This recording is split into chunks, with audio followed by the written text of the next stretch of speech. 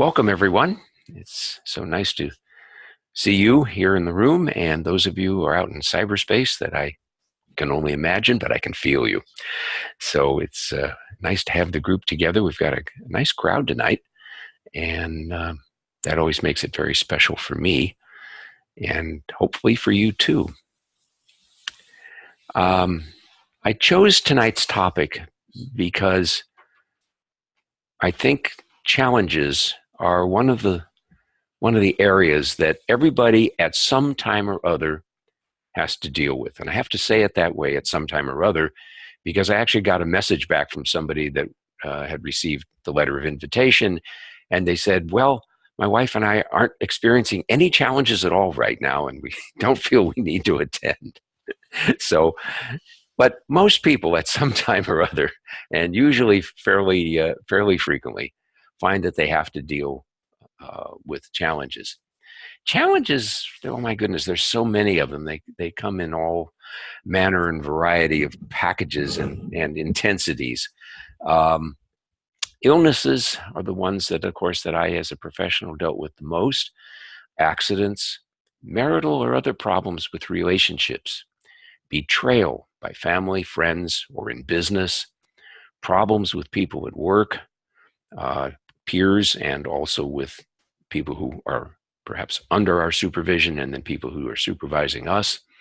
Financial problems. Hardly anybody doesn't at some time or other have financial problems. Legal problems happens. Loss of loved ones or friends. This past month, I lost 3 friends, and I guess one this month, somebody I sort of knew. There have been a lot of people passing away, and memorial services, which are conducted here in Fairfield, tend to be very beautiful, very touching. But there's something we all have to go through as we celebrate a person's life and then let them go. Theft, of course, happens. Identity theft and property theft. Fraud, another category. Violence, either a personal experience or in one's community. Certainly been a great deal of violence in the country lately, even a little here in Fairfield, to amplify the feeling of that. Societal stresses, which can be political or social in nature, and then moral conflicts and dilemmas that we all face from time to time, where we have to make choices and maybe have to compromise at least some of our moral principles in order to choose a path forward. So a wide variety of conflicts and challenges that people face that can be very disturbing. They can be in and of themselves stresses, and certainly they can reflect stresses and karmas from our past. When we think about challenges, in my experience, I find there's 3 different broad categories of challenges that we face. The first one most of us think of are karmic challenges. We can think of those as being examples of karma coming back to us, and by which we mean not good karma, because the positive things we enjoy. We get to have fun with them and derive pleasure and fulfillment from them. But when we experience karma that results from some mistake or violation of natural law that we've made, then it may be a lot less than fun. And those things are usually fairly short-lived. Not always, but usually fairly short-lived in my experience. Now, when we say short-lived, that may fill an entire what's known as a dasha period in astrology, in Vedic astrology, and so that actually can be even up to 17 or 19 years. But normally, those karmas are worked off much more quickly. The second category are the lessons that we have to learn in life. I've heard it described, it's not yet been my experience, that we choose certain lessons to learn in a lifetime before we incarnate, and or maybe as we are incarnating or about to incarnate. And those lessons can be very big challenges. And so sometimes when you might say the bigger things happen, it could be financial, health, big accident, or one of those other categories. I read off a dozen categories of challenge. Those are often opportunities to learn a life lesson and to be able to deal with a situation, rise, as we say, rise above a situation, or transcend it, which we think of as going below the situation, and to pass through that situation and learn a lesson which we will then, you might say, inscribed on our soul, something we carry with us now, and we don't have to deal with that again. And that lesson is done with. If we don't learn the lesson, then apparently we have to either learn it later in life or in another lifetime, for those who believe in reincarnation. But when we think about the purpose of those, it's to develop or grow our soul, to make it a full soul, a complete soul, one that is at peace with all that there is in life. And then there's a third category, and those are the challenges of faith. Those are the deeply spiritual challenges which test our faith in, we can say, God, divine intelligence, or however else you want to say that. If there's in your spiritual philosophy a supernatural being, however that works in your life and your belief system, that we face those great challenges, and hopefully we meet those tests. The ultimate story of faith, of course, is the story of Job. And I don't know if you've ever looked at it. It's a very long story, actually. The first parts of which deal with our everyday notions of karma. And Job is a very spiritual man, a very devout man, and a man who trusts in God and in God's guidance. And so when he is beset with suffering, he loses everything, basically. He loses his family, his land, all his property, his reputation.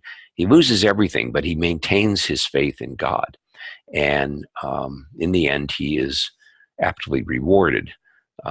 So that is the ultimate story of the test of faith. And it's interesting that is one of the major stories of the Bible, one of the most difficult to read, I think, and one of the least read sections of the Bible, of the Old Testament.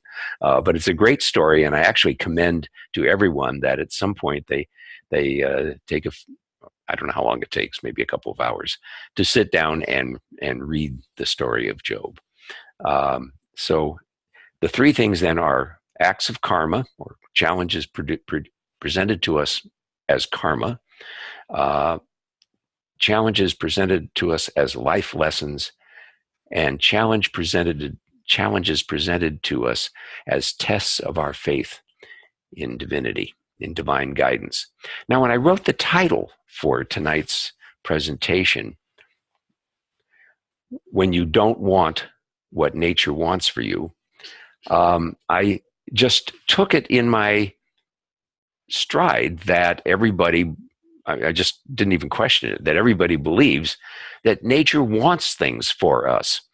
And then I had an experience of listening to someone who was of what we should say strong religious faith, and they had the philosophy that we come onto this planet as a blank slate upon which everything is written. And so our parents are largely responsible, and of course our churches and our schools are largely responsible for writing upon that slate and giving us the guidance to become good, moral human beings who take care of themselves, are productive, and are good to other people, don't harm other people. And I realized when I heard that person espouse this moral position that they did not believe that nature or God, divine being, wants us to accomplish certain things in this lifetime. And so there are those who would not even accept the basic premise of the presentation, that when things come to us, as I was describing, these three areas, karmas and life lessons and tests of faith, that there are those who don't believe that, and they are not with us tonight on this webinar, I am quite certain. But others, realize that there is a sense, and it comes to us as a sense, that this is what I'm supposed to be doing. But then the topic for tonight is, what happens when we realize or find ourselves in a situation where nature has presented us a challenge and we're really not very happy with it. And we wish it hadn't happened or isn't happening and wish it would go away. So that's the basic topic for this evening. So there are several approaches, several things that I can just share with you, stuff you can actually learn, and we'll be using some of them when we do the group clearing part of the session part of our webinar here. But there are these ways of approaching these things. And the first thing I have to mention is radical acceptance. Now, radical acceptance is really on the level of developing the attitude that whatever happens is supposed to happen. And so we learn to accept it simply because it's happening. And we don't deny that it's happening. That's the first thing about radical acceptance, is that we accept the fact that it's happening. We've had an accident. We accept the fact that we've had the accident. Or we've fallen ill, perhaps with some life-threatening illness, and we accept the fact that it's there. That's the fundamental step of radical acceptance. And it means, if you want to think of it this way, I say this tongue-in-cheek, of course, that it means accepting the unacceptable. That is that which we really wouldn't want for ourselves, but which has come to us, and therefore we have to deal with that. And that can happen when we lose a loved one, someone who's very close to us. It's particularly challenging when that person is not lived out a full life, and particularly, and even more so when it's one of our own children. And members of the community just went through that experience recently with an illness that took a man at a young age, and a great outpouring of support for the family and a sharing of the appreciation of this person's life, which is a very, very wonderful thing for those who are living, but it's also a very wonderful thing for those who have passed, for the one who died, and relatives that have gone on before, because it brings a very nourishing quality, nourishing energy, so that they can move on and feel really good about what they did in this lifetime. So memorial service is actually a very important step in life process. So radical acceptance is the first technique that I would talk about. And there's some other aspects of radical acceptance. I'm not going to go into the detail tonight. It'll take too long.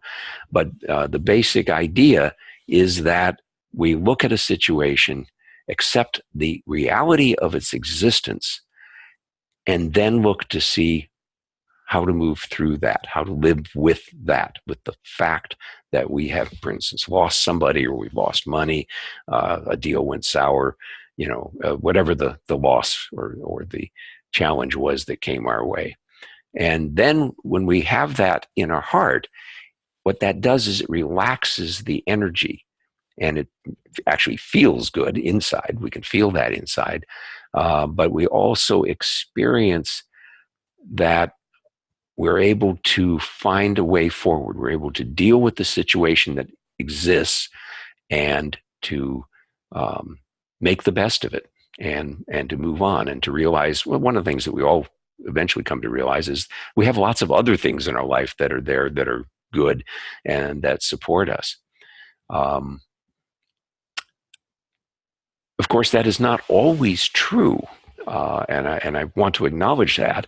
And I was thinking as I said that of the pictures I've seen over the last few weeks of refugees, particularly refugees now from Syria, but we've seen pictures of refugees from Iraq and Afghanistan, and before that, and I think continuing now, situations in North Africa, where there's a great deal of migration, of movement of people from their native land because of the political and the conditions and wars going on. And so many times people literally just pick up and move and make very desperate attempts to stay alive, and it's not always successful. And sometimes when they're successful, they wind up in refugee camps, which are little better than prisons. There's inadequate food, inadequate health care typically.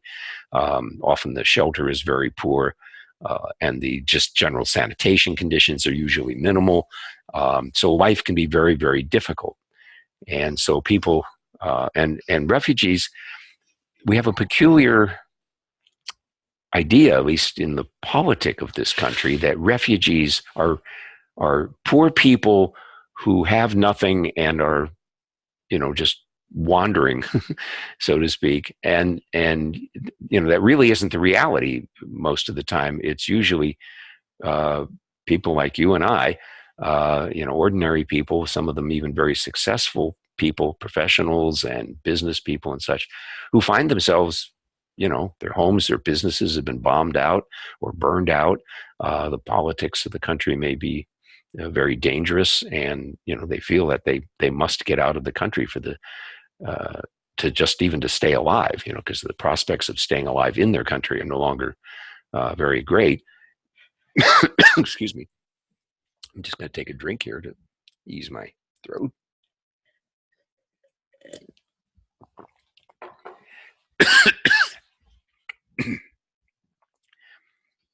It's the most talking I've done all day.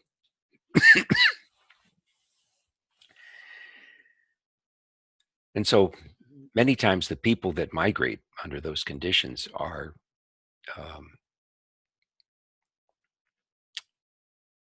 leaving a situation that was just impossible and terrifying. And they risk their lives and sometimes even lose their lives in trying to find a place where they can be safe. So we can't always overcome our challenges. And part of radical acceptance is accepting sometimes that we can't do anything about our situation. That that we just have to live or die with it as it is, because we can't change the situation. But with radical acceptance, we do the best we can, because we make peace within ourselves of the existence of our situation, and then just look for solutions as they can come. Another technique which I use very often, and you all who have been on the webinars with me have had some experience with this, is a technique called focusing. I got my training in interrelationship focusing, it's a particular form of focusing, but all focusing approaches are based on the work of Eugene Gendlin. And what Gendlin discovered, he discovered many things that are part of focusing. Let me just talk about two of them. One is that when we have a problem, the part of us that's having the problem, is inside of us. There's something inside of us, and we can even use those words.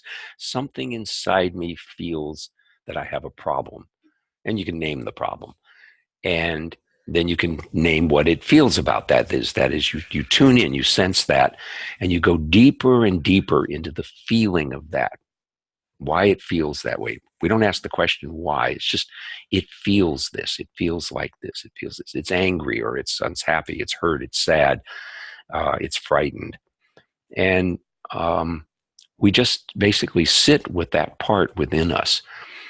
And when we do our group clearing session, I often use that approach, pardon me, to help people get in touch with the part inside that is suffering in some way.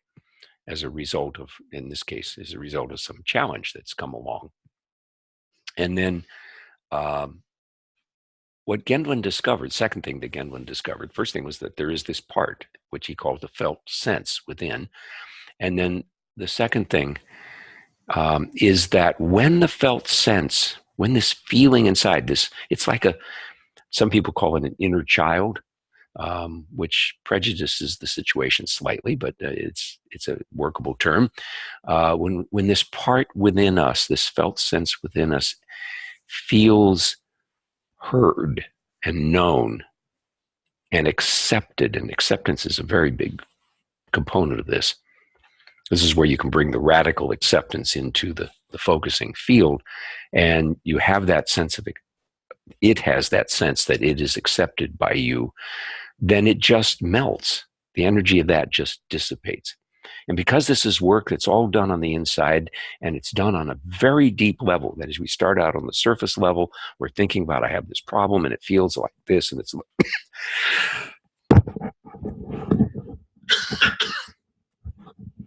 pardon me, got a tickle. And we find that part, then we can go deeper and deeper and deeper into the nature of that part, and then it just melts away.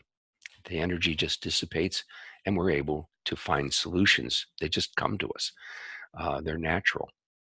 And so that was a huge discovery. And just to contrast that with kind of modern psychology, where we talk things out, which is really pretty much on a surface level, even when we go deep, it's still on a relatively surface level. It takes us to examine a problem and to think our way through it. And in focusing, we don't think our way through it. We just accept the feeling that's there, and then the feeling just dissipates. It loses its energy. It loses its power over us that limits us and keeps us from being able to find solutions and move forward in life. So focusing is a wonderful technique. And then another really wonderful technique, which is Ho'oponopono, which comes from Hawaii, and it is a process. It's called a forgiveness technique, but it really is an energetic technique, because the way Ho'oponopono is practiced is that we accept and give love and gratitude and forgiveness and gratitude to that which has happened. And it could be something that's happened to us, or we can even do it for something that's happened to somebody else. But we take responsibility. It's always done in the first person. I feel, I'm sorry, please forgive me for this. And not in a sense of guilt, but in a sense of accepting that it happens and asking for forgiveness, whether that be from God or for some other person or those who have been hurt, or whatever the need may be there. So acceptance, forgiveness, love, really unconditional love. And so we have the unconditional acceptance. We have the request for forgiveness, to be let go of this, the unconditional love. And it's very important that there's no judgment involved in that love. Unconditional love means unconditional, no judgments, no evaluations. We just love the situation. We love the people that are involved in the situation. And then gratitude. And that gratitude fundamentally is for having the opportunity to learn and grow from this experience, which helps with the acceptance, which helps with the forgiveness, and which helps with the love itself. So gratitude is that fourth component. And so Ho'oponopono, practiced on this very deep level, it's like a meditation. You just keep going through that.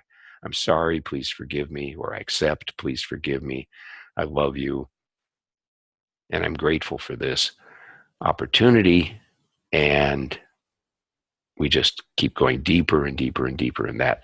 So it's like a meditation. You get settled very deeply inside, and then it just clears the energy of that, and we don't suffer any longer from that. We've become free of the binding influence of our experience.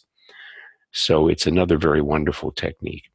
And of course, I absolutely have to mention transcendental meditation and the TM City program, the advanced program, because, of course, what TM does is take the awareness from a surface level of thinking where we're thinking about a problem, and we transcend the whole thinking process and arrive at a level of pure consciousness, which we can identify as the source of all that is, all of our thinking and all of our action, and indeed of the whole physical universe. And so when we get to that level, then nature just brings us the solutions that we need. And that does not necessarily mean that we get out of a situation, but it means that we find peace within the situation and deal with it as effectively as possible. It no longer is a stress for us.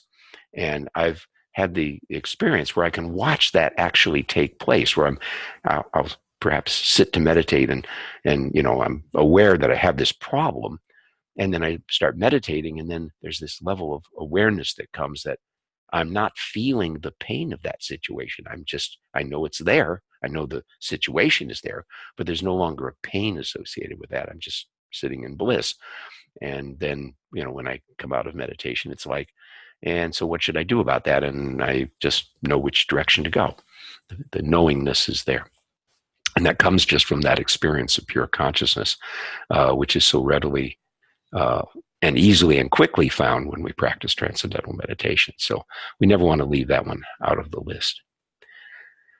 So with that, I'll invite anyone here with questions. And if anybody is watching online, people with phones, I think there's no way I know of to ask a question. But there is at the bottom of your screen, there is a chat function and a Q&A function.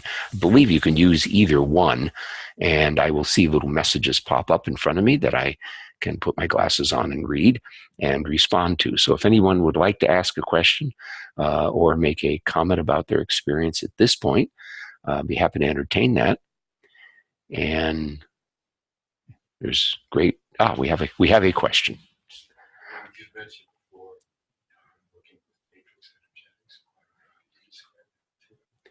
The question is about working with matrix energetics. Matrix energetics is you might say, the underlying approach that I use, which is to directly work with the energy of any situation. And it provides a vast array of approaches and techniques, and we sometimes call them energetic tricks, to improve a situation. And so in matrix energetics, we can look at past lives, in influence of past lives, in family lineages that may be affecting us, that we're playing out a family karma, if you will, lessons that have not been learned in previous generations of the family. We're here to learn them now. And when we do that, then we put an end to that karma for the whole family. So it's a very wonderful thing when we work those situations out. Parallel universes, other dimensions, it covers, I think, just about everything. Karmic influences, certainly planetary influences, as we say, which is to say the marking, how the planets mark certain things as part of our lives. Sometimes we can work with that and change their influence to soften that influence so that we're able to work our way free of that karma without an undue amount of suffering. So yeah, matrix energetics is just one of the things. It's like part and parcel of what I am and what I do. So I'm often not really even thinking about the fact that I'm actually using techniques, or I'm just doing the energetic changes that improve a situation. So yes, that's always part of what I'm doing. So when we do the group clearing session, for instance, and I'm taking you through an exercise that I can give some verbal expression to, and maybe we're doing something with focusing or Ho'oponopono or mixtures of those things, I'm working with matrix energetics on everybody who's participating in the webinar for whatever their particular thing is, whether they're sick or they have some challenge, like tonight, where we're going to focus on challenges. Yeah. Give an example of an instance where you use matrix energetics. Hard pressed to think of something that wasn't an example of using matrix energetics. He asked me to give an example.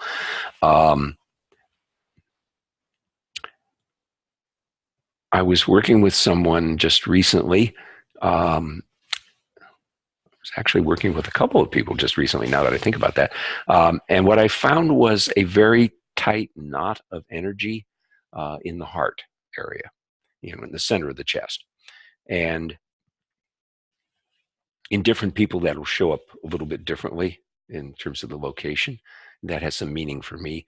We won't go into detail on that, but matrix energetics uses, there's so many techniques. One of them is called 2-point, where you find where your attention goes with someone, and then just ask, is there a second point? And wherever that your attention goes, then you connect those 2 points and basically transcend with it is what you do, and you make 2 points one, and in doing that, you provide a way of the energy for the energy to dissipate and to straighten itself out. Sometimes I just work directly with the energy. I just straighten it out. It's like, I got to get my hand up where you can see it, and just kind of maybe go like this and just stretch something out that's really, all like a tight rubber band. And just go, okay, let's stretch that out a little bit, and we'll just smooth that and whatever. With illnesses, the way I usually work is to initially, the first thing I'll do is if there's a lot of symptoms, I just go in and work with the parts of the body, which I can usually see. One of the advantages of being a doctor is that I actually know the anatomy really well. So it's fairly easy when I look in, I know what I'm looking at, because people have no training. If they look and they see something, but they don't know what it is. They can still work with it usually, but they don't know what they're dealing with. But I actually usually know what I'm working on. And so I can pull the energy out of an organ that's maybe is all plugged up, or with everybody seems to have had the flu this winter, and so they have problems in the trachea and bronchitis kind of things we say. And so I'll go in and clean the energy of the whole respiratory system, and I just do that following the anatomy of the system, which I've had more experience with than I need to recall, and with on a medical level. And but I mean, I know the anatomy, so I go in and clean out the anatomy, and on the one hand, but what I'm cleaning is the energy, and so I'll remove that. There's a whole bunch of tricks for helping things heal. So then and one of several of the things that I do actually, I learned from a whole variety of sources, but I use colored lights and gems, not actual colored lights and gems. Just I've seen them, and so I have seen the real ones, the physical ones, and so I just go like, what color do we need here? And then that'll just come to me, and I'll use that color, and I'll ask how long to apply it. It's some number of minutes usually, or an hour or something, and so I just apply it in that kind of way. So yeah, healing things. So for challenges, when I'm doing, just to get to the topic for tonight, the challenges like that, I may ask, where does this challenge come from? And so is it karmic? And if so, what was the source of that? If it was a life lesson, what's the nature of that lesson? And how is this situation supposed to help us deal, with it, learn that lesson? What's our process here? And those are really fun because they're always different. Everybody's different. And you never know how they're going to show up. And then all I have to do is just have my attention there, and it as in focusing, it fixes itself. I don't really have to do anything. The way I describe some of that, it sounds like I do something, but I really don't, because the movement of energy is something that happens just by intention. Oh, it'd be nice if we could fix that, and then things just shift.